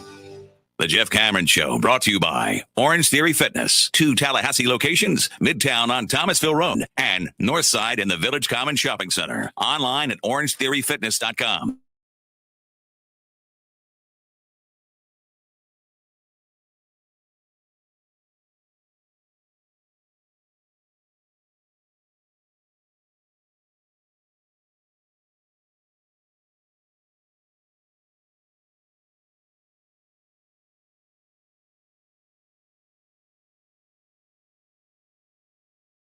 Because I want to be sure before we report it. I know lots of you have brought it up on the feed here. And I know it's, you just want confirmation when you're reporting the passing of somebody. But there is a rumor. I can certainly say this. There is a rumor, and it appears that it's being validated, that Pooh Bear Williams, Clarence Pooh Bear Williams, has passed away. Too young to say the least. Goodness gracious, if that is indeed true, rest in peace, Pooh Bear Williams. I choose to, in a moment like this, if it is in fact accurate, think back on his career and think back on the player that he was. And I'm reminded a little bit, Tom, of the phrase TD vulture. But you couldn't stop a dude that big running downhill inside the 5, and that guy was a touchdown machine, going back a ways for a while there. I remember the game against Duke. I think he scored 3 times, a couple times against Clemson, and you can go on down the list, but we're fighting to find further confirmation. The only reason I bring it up now is Tom did a pretty good job of, no other way to phrase it, internet sleuthing here, just to find out if there are other outlets reporting it and ones that would be connected to him or close to him in the coaching community. Yeah, it seems like in the high school community, perhaps friends of friends in his post college football life, but in that football community, there are several posts on social media remembering and announcing the sad news, but remembering Pooh Bear as well. So beyond a news service carrying that report, this is what we currently have, and we just extend obviously all of our condolences that we possibly can. Yeah, I'm partial. I have a affinity for fullbacks. I miss them in the game. I love it when teams employ them. I always loved watching. Obviously, I'm biased. I'm friends with one of the greats that ever played here, in William Floyd. But I remember, Pooh Bear. I remember thinking, who tackles guys that big? This is a nightmare if you're a defensive player. And he gets moving. And there were times, by the way, we think about the short yardage situations with him and his career. But I remember against some of the lesser teams in the ACC, and Florida State would get up big and just start featuring him. So all of a sudden, like in the middle of the field, you're talking about a guy, garnering 6, 7, 8 carries in a game as a featured back and a runaway. And 2 or 3 times I remember laughing, thinking, oh no, he's gotten to the second level. This is going to be a toughie. Now you have business decisions being made on the back end. Now you have guys who, oh, the turf monster got me. Oh, a little tug in the hammy. I had to go down. A sniper got him. Yeah, I remember that because you don't want to come up and try to square that up. That was a big man. Yeah, that was 93 in all likelihood because his average yard per carry in 1993 was 6.8. 6.8. Well, and the other 2 years that he played, we were so busy beating people's asses. Right. Yeah. It was 2.8 and 3.3. So your memories probably are, just by virtue of the law of averages, 1993. But in 95, even though his rushing average was less than 50% of the national championship year, he had 12 touchdowns. Yeah, so touchdown vulture. Finish off the drive. Yeah, that guy, you got inside the 10. It was Pooh Bear time, and that was your ass. That was going to be a toughie. Yeah, that kind of makes sense. Yeah. Yeah, big man. What, a cup of coffee in the NFL? With the Bills, I think, for a year, maybe. But anyhow, that said, I'm not trying to make light of a serious situation. We need to, I'll make this a short segment because there's no way to pivot off of a sad report like that. Again, right now, we do not have confirmation. I hope I'm not being irresponsible, but we have seen this plastered all over social media sites and elsewhere, seemingly with people that would know and are close to him. And that is the news that former Seminole Pooh Bear Williams may have passed away. I would love to be able to report later in the show that that's just simply not true, and I spoke too soon. Wouldn't that be great? That'd be nice, but I'm afraid I'm not going to be able to. We need to solve for the future coming up next with our friends at ISF. Your local news now. School districts that ignored Governor Ron DeSantis' order banning mask mandates will face a $200 million penalty under a budget bill passed by the Florida House. The funding stripped from those districts will be spread among the state's other districts. Republican Representative Randy Fine angrily defended the proposal to punish the 12 districts, saying that they broke the law. Some Democrats supported the bill, but expressed hope that the punishment provision will be taken out when the House and Senate negotiate differences in their spending proposals. The United States Department of Agriculture's Food Safety and Inspection Service announced Wednesday the recall of a canned chili. Morgan Foods said that it is recalling approximately 2,205 pounds of Skyline chili. The cans labeled as chili could contain cream of chicken soup. The product subject to recall has establishment number established 6806 inside the USDA mark of inspection. The Skyline chili cans in question were shipped to retail locations nationwide. This is Rachel Lene with your Real Talk 93.3 local news update, brought to you by Macklemore Systems, Tallahassee's go-to Mac store. Check them out online at MacklemoreSystems.com. This is meteorologist Paul Trombley with your Real Talk 93.3 weather update. A mix of clouds and sun this afternoon with daytime highs approaching 77. Southerly winds 10 to 20 miles per hour. Scattered thunderstorms likely tonight. Lows dip down to about 65. Cloudy skies expected. Scattered thunderstorms likely tomorrow. Highs level off around 73. Sunshine mixed with clouds at times.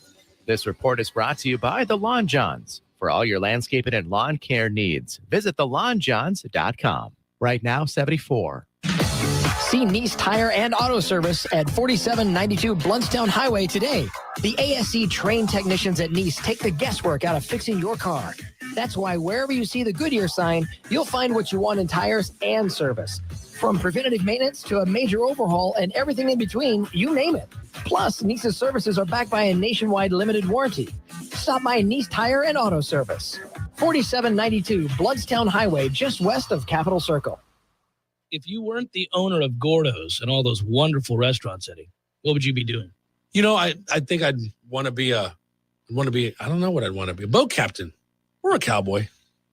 You know how to use a lasso? No. You'd have to do that if you were a cowboy. Yeah, but I've never even been on a horse. It's not my place to be on a horse. I agree. And the horse thanks you. Gordo's, bringing the flavor and flair of Cuban food to Tallahassee since 1996. Here's what you missed on the Greg Tish Show. A woman only identified as Mrs. Wong posted on Chinese social media she had gotten locked down after a first blind date. She discovered that their date's community had gone into swift lockdown after visiting his house for a meal. This absolutely has to become a romantic comedy. Lockdown Love. He was looking for Mrs. Right, but he found Mrs. Wong. Lockdown. Starring Matthew McConaughey. All right. The Greg Tish Show, Monday through Friday, 6 to 9 a.m., only on Real Talk 93.3.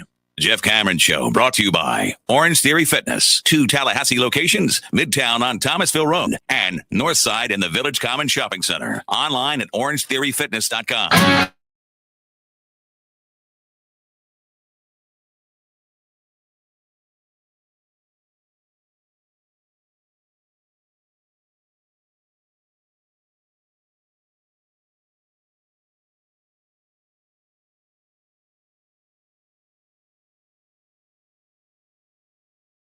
I always like to be able to do this because I could tell you what ISF does, and I have. Obviously they understand your vision. You want to do amazing things. You have big visions and goals for the future. You work hard to move your agency forward, all that stuff. I could tell you that ISF is an IT and strategy firm, and that for 40 years they've served the state government and clients across the country, not just here in Tallahassee, but across the country. They have over 80 unique clients serving on over 1,500 projects. But I like to give you anecdotes, very specific anecdotes at what they provide, the agencies they help. It's a longstanding relationship that ISF has with the Florida Department of Health, and they use ISF's capabilities and experience. They've helped DOH support Florida's children. ISF built the original Management Information Payment System, that's known as MIPS, back in 1998. MIPS is an online system that processes federal food reimbursement claims for child care centers throughout the state of Florida. If you consider a child care center in Florida that provides meals and snacks to ensure good nutrition, well, that center seeks reimbursement from the USDA. They would use MIPS to send that reimbursement claim through the Florida Department of Health. Throughout the years, ISF has partnered with the Department of Health to provide support, maintenance, and updates to the MIPS system in order to keep it up to date with current technology to meet the challenges of the future. MIPS is there for Florida's children, and ISF is proud to be there for the Florida Department of Health. There you go. Very specific system that they work with and on and help with the DOH. So that's good. As for Florida State, I think we've talked about it. We've talked about it a lot, and we'll continue to talk about it now because we're getting closer and closer. As we do our segment previews on warchant.com, I would invite you to watch the latest at the quarterback position. Myself, Ira, and Corey vetting that position. Tom did one as well with Aslan and Austin, I do believe, for the offensive line.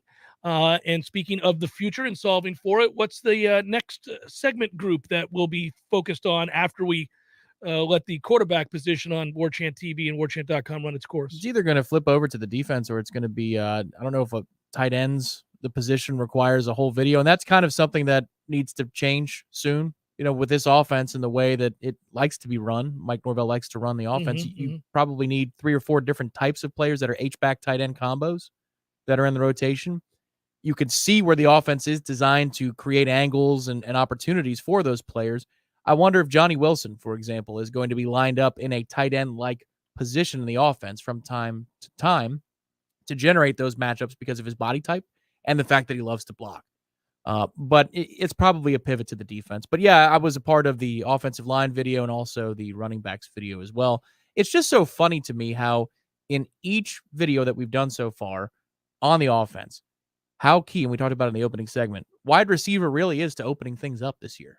Usually it's something else like the trenches or quarterback play, but this is such a unique season for us with 4 brand new bodies from other programs coming in, different degrees of proven players on the Power 5 level in the Power 5 world, but how they could help fundamentally change the success of all other groups. It's just kind of odd. You don't usually think about receivers that way. No, you always think about the offensive and defensive lines. That's what you think about in terms of their ability to help out other segment groups, being critical for linebackers to have success, keeping offensive linemen from that second level and allowing athletes to run. You think about it with the offensive line for obvious reasons. Got to be able to run the ball, create balance, got to protect your quarterback in the pocket, let him survey the field, all of those things. You're right. We don't talk about the we don't talk about wide receivers opening the door for so many other segment groups. Yeah. When you're that bad, like we were last year, and you can't win those 50-50s, the ball has to be either in the bucket or somebody has to fall down or you create a rub in order to get the space necessary. And even then, sometimes it wasn't successful. I mean, it's just, hopefully it looks night and day. But I mean, in talking to folks around town too, people who are interested in spring ball, and those are the diehard Florida State fans, and Listen, spring ball matters more now than it ever has. When you're on the climb, it's critical. Yeah, it absolutely is worth your attention because it helps. Not only are we talking about the team that in the areas where they've got to get better and they've brought in specific individuals to help aid that endeavor, but because this is such a critical year. I can tell you, out of 6 to 7 people I've talked to, really that one makes a difference. Receiver is where they go. I said, well, what are you interested in? What do you want to know about? The receivers. Can they play? That's the answer most every single time. It's the first thing you're going to look for when they start spring practice, the guys that came in. How quickly do they get acclimated and understand this offense and open up the door to another aspect of the playbook that we don't get to see? I do think, and I know that this is debated. I talked to a coach, not one of our coaches, but a coach who, let's just say he expressed very real concerns, and he was very consistent with this, by the way. This was before last season. It was during the season. I ran into him not long ago, and we frequently compare notes and talk football together, and he's a great source. And he said to me, I was never a big fan of Kenny Dillingham, Jeff. I did not like Kenny Dillingham, the play caller. And we vehemently disagreed on this point. I argued with him on the regular that what was he going to do? His hands, he and Mike's hands were tied. The offensive line wasn't good enough to win enough battles to create balance in the run game.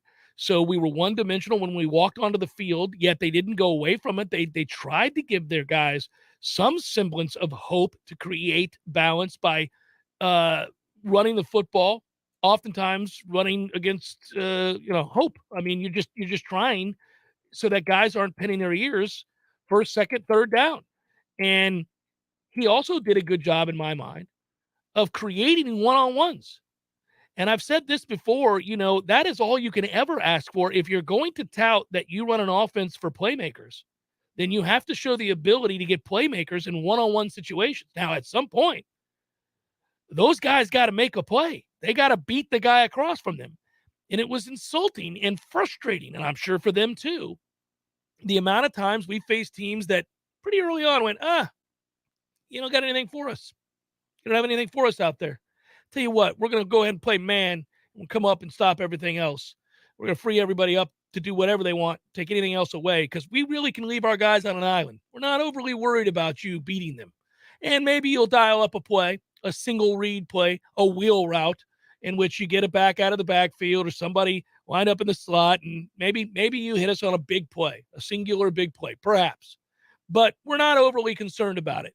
We don't think that you can consistently run in your offense and sustain drives. You don't have a pocket passer to speak of. You don't have an offensive line to protect them, even if you did. And you don't have receivers that win one-on-one battles. So quite naturally, this is all we're going to look at this year with Alex Atkins calling the plays.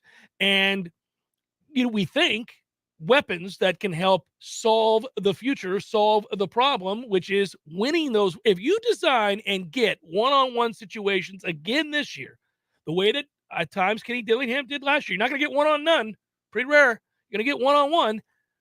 Then, man, go win those games, go win those battles. And that's the hope with all of the transfers that you brought in, is that you brought guys in that can do that. And if that happens, Florida State will score more points and win more games. So even if these guys, let's say, 2 of them are bona fide players, like every down players, do you think, and maybe the other 2 are somewhere in between, do you think Malik McClain still survives this influx of talent? Because I think he will. He showed some signs last year. He did. Of him coming He's around. the only one, but yes, he did. I agree. Maybe with not that. Burrell. Burrell might in a couple of years, but that's what's interesting here is the conversation how critical spring is for this position. It's not just for the offense, but if I'm Keyshawn Helton or Pokey Wilson, am I considering my options at the end of spring, or did this give me the kick in the butt that I needed to be somebody who is more reliable? It's just interesting because that's a lot of bodies after. Like if those are serviceable players. They are not difference makers. They can be a pretty good player. None of those guys you just mentioned, or neither of those 2 guys that you just mentioned, are going to be great elite receivers at the college level. They're not. They would have been so by now. They're not. So do they walk at the end of spring if these other guys prove themselves? Because that's a really crowded room. If you get to the end of spring and the new 4. I have a suspicion that I don't think Keyshawn Helton would. I think he's worked too hard to get back, and he'll play a viable role. He'll still matter. I'm just pointing out that they're not difference makers in the sense that they're They're not bona fide ones. You wouldn't look at them and say, "Oh no, of course not." They're not bona fide ones. If Keyshawn's healthy, then he can be more than serviceable too. If he's he could be what a he nice was player. before the injury, especially if you're putting him out on the field with other viable weapons, Right. so that they don't just bracket him or worry about him because he's the one guy with speed. It's interesting though is even Kentron, right? He gets lost in the shuffle a little bit because he didn't really catch passes. But Portier, yeah, he's a good blocker. Portier, and Johnny both can block. Malik likes to block. So now if you've got an even set, 4 wide, 2 on each side, you could run a double, like these kinds of things, these little gadgets that we like to run with the zone read. Mm-hmm. Yeah, because you've got people who care to block more than one of them.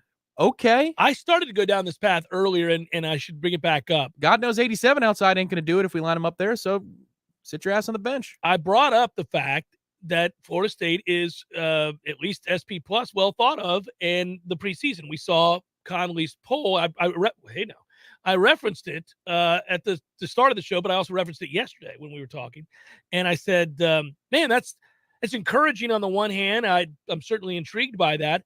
But I also realize having this conversation, there are a lot of guys back. A lot of guys played a lot of football. And now they're going to get an infusion of more talented depth, which at the end of the day, you have got to find a way to create intense competition in practice. And we have not done that at all because we haven't had the players that create that competition. Our corners dominated our receivers, and it led us all to think that we had good corners. No, we just had sorry-ass receivers. And so I want to point to fierce battles with really competitive and talented wide receivers that are bringing out the best in our secondary that lets you know, hey, they may not be stone cold, first round draft picks out there on the, a corner or in the secondary, but they're guys that can compete and win a lot of battles against good players. I want to know that going into the season because I see it in spring and I see it in the fall. We haven't seen it in years. And what that does is it teaches us a better lesson if the receivers are good about the depth of the secondary for the obvious reasons that you bring up. But I think we're pretty good in the middle right now with if you got Dent and Jamie Robinson and Noles, if you keep them where they were by the end of last season. Mm-hmm. Now they might flex Noles outside and play him outside, and we'll see.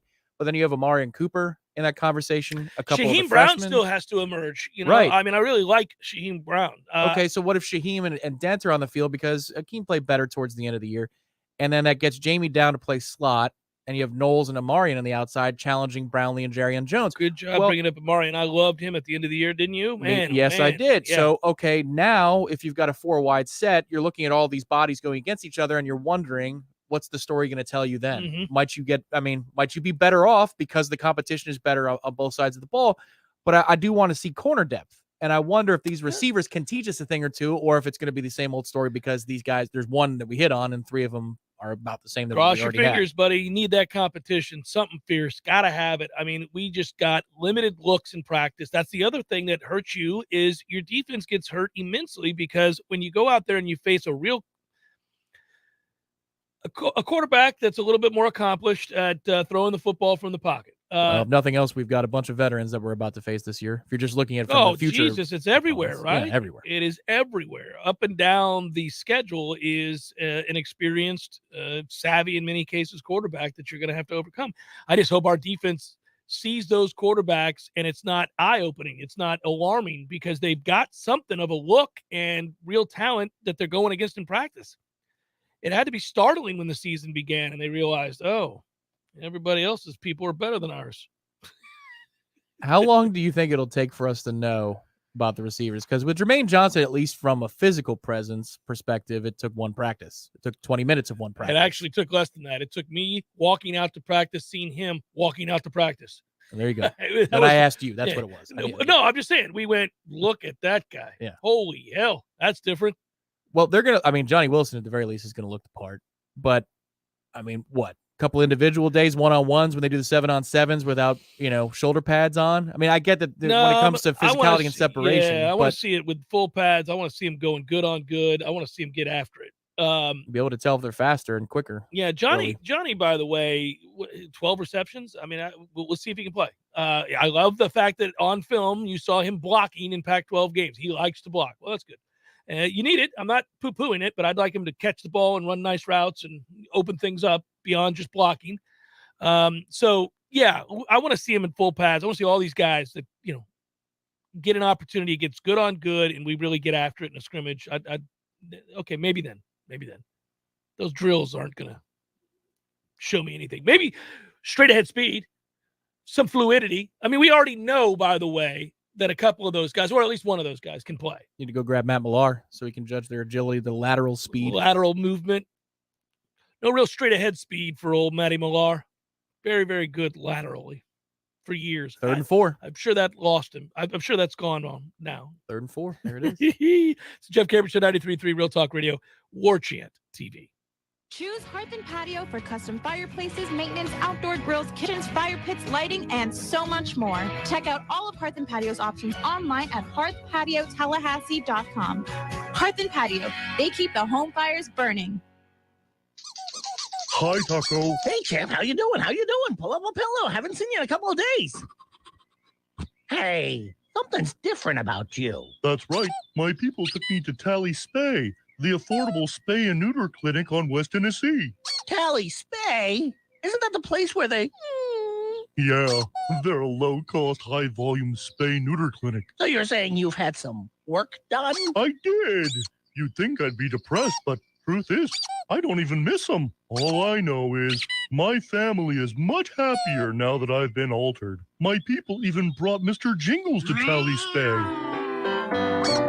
Tally Spay, a low-cost, high-volume spay-neuter clinic open to the public, serving Tallahassee and the surrounding areas. How you feeling, Mr. Jingles? Ugh, you're right. He is a lot nicer. Go to tallyspay.com. That's tallyspay.com. T-Spark Enterprises, roofing and construction services. T-Spark. TSparkConstruction.com. We conquer all peaks. We fix those darn leaks. Call 850-766-1340. T-Spark Enterprises, roofing and construction services. T-Spark. TSparkConstruction.com. License number CCC 1331204. Applications, onboarding, payroll, termination. Business owners and managers, these are the processes that take away too much time from what you do best. But what if there was a locally owned, responsive solution that would charge you a fraction of the big national payroll companies? Sound too good to be true? It's not. North Florida Payroll Services is Tallahassee owned for nearly 15 years. And in that time, their prices have never changed. The reason North Florida Payroll Services can do that? Exceptional customer service that constantly evolves with the latest technology. From application to termination, for turnkey service for your payroll and HR services, trust a Tallahassee expert and save yourself time and money. North Florida Payroll Services. Online at northfloridapayroll.com.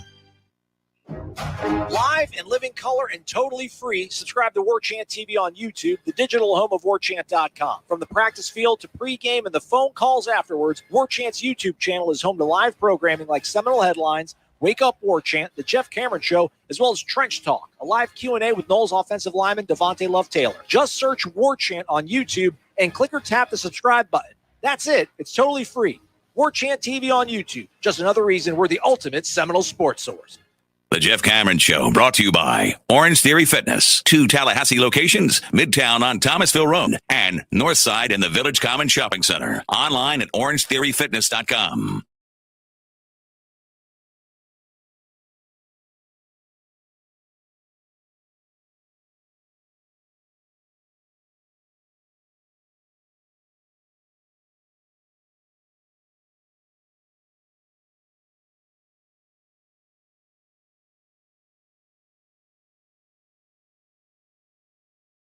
Our services, including full online applicant onboarding and integration into payroll. Save your company money and headaches today. Head to northfloridapayroll.com. Tom, you were a winner last night. Cue it up, baby.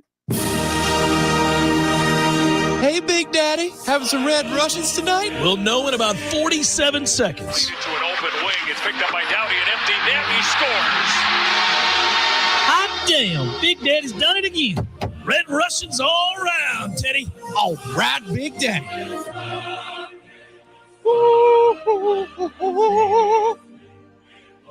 All right. Tom won last night, I do believe.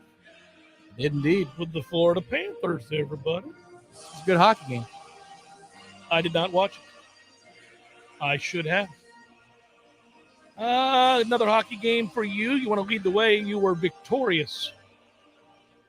Yeah, I mean, don't feel really strong about the slate tonight. It's a big one. Thursday in the NHL, there's a lot to choose from. You could look at the Rangers on the puck line. It's a little expensive for my taste. I do like maybe getting a cheapie with the Bruins, who I said, hey, they're in real trouble. Well, the Islanders are terrible, like really terrible. You can get the Bruins basically even money, minus 110 just to win out. I like it. Yeah, give it a shot. See what happens. I'm trying to find the number to make sure I got this right. I think I like Oregon tonight. I've been riding that against Arizona State. I believe that's 4.5. Is that what I got? Because if so, I'm going to take the Ducks. Also, some interesting sharp action like yesterday. That was the hunch with the Florida play. Mm-hmm. So Seattle, Winnipeg.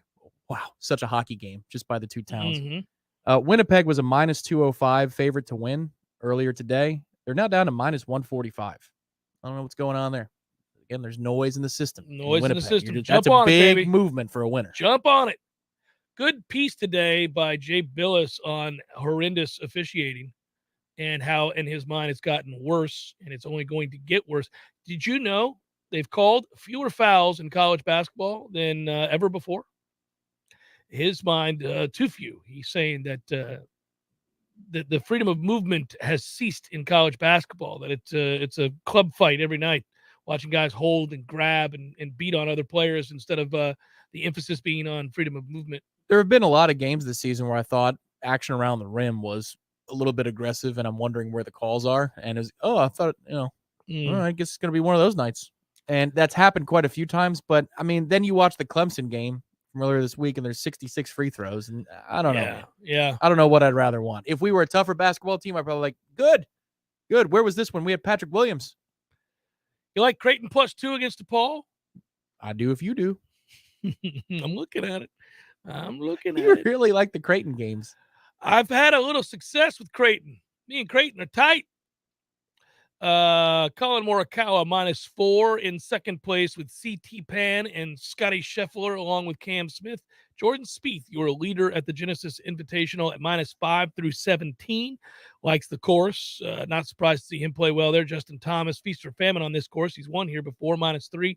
And local Maverick McNeely doing quite well at -3. I may have mentioned Maverick McNeely earlier this week. I may have mentioned a couple of other guys that I like this week. So those two are in the mix right now. It's good to see. I had Cam Smith, but do you recall on yesterday's show when I said if you want to take a flyer on a guy way down the list that you can get really cheap and likes this course, do you remember who it was that I brought up? Well, there was Doug Gim.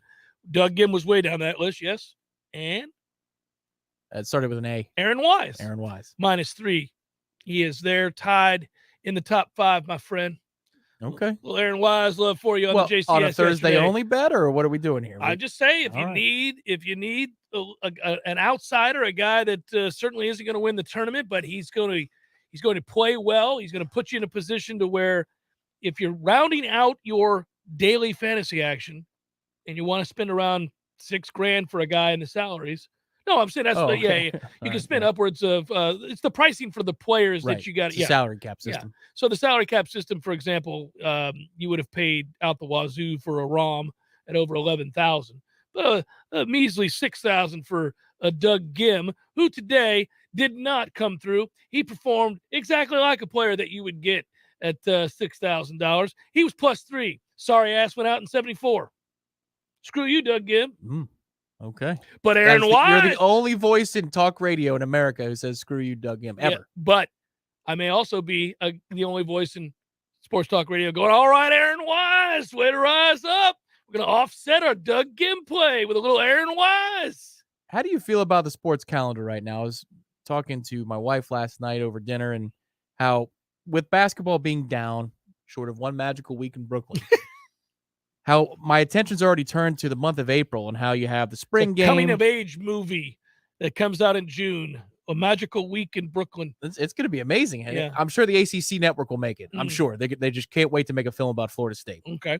But you've got golf leading up to the Masters. You've got playoff runs for the NBA and Stanley Cup playoffs. Like my brain is, and baseball, like you said yesterday, you gave me hope. If everybody's at the training sites and they're doing their own thing right now, that gives me hope that they think the PA is going to agree to something. So then you have opening day for baseball. That's March 31st.